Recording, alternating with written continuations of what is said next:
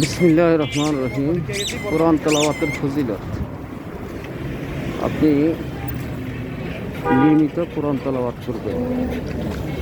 একেবারে সংক্ষিপ্ত কোরআন তেলাওয়াতের ফজিলত সহিহ বুখারীর হাদিসে আসছে।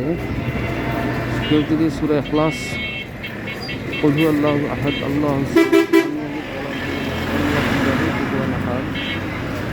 এই সূরা ইখলাস যদি কেউ তিনবার তেলাওয়াত করে, সহি শুদ্ধভাবে অর্থ বুঝে তিনবার যদি তেলাওয়াত করে, তাহলে হচ্ছে পুরা একজিল কোরআন শরীফ খতম করার, একজিল কোরআন মজিদ খতম করার সব তার আমল নামায় লেখা হবে।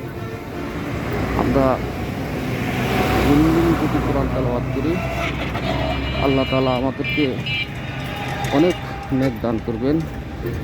শোয়ার সময়, ঘুমানোর আগে কোরআন তেলাওয়াত করা, সকালবেলা কোরআন তেলাওয়াত করা, অর্থ সহকারে কোরআন তেলাওয়াত করা, অর্থ সহ কোরআন তেলাওয়াতের ফজিলত অনেক।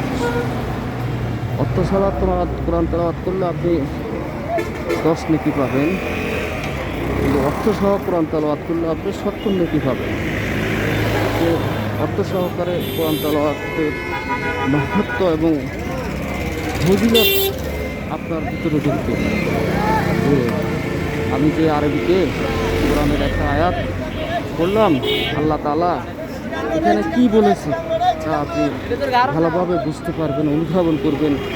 পাশাপাশি ওই আয়াতের অর্থের অনুবাদ তর্জমা যদি আপনি ভালোভাবে না বুঝেন, তাহলে আপনি কী করবেন? তাফসির করবেন।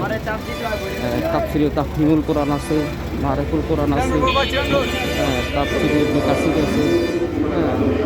আপনি গ্রহণযোগ্য তাফসির করবেন।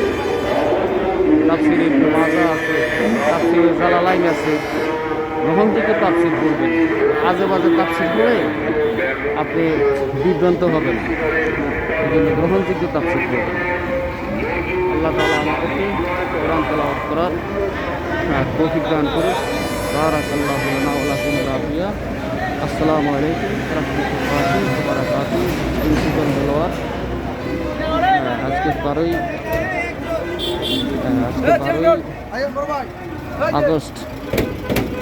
আগস্ট 2025 পাসপোর্ট থেকে ঢাকা।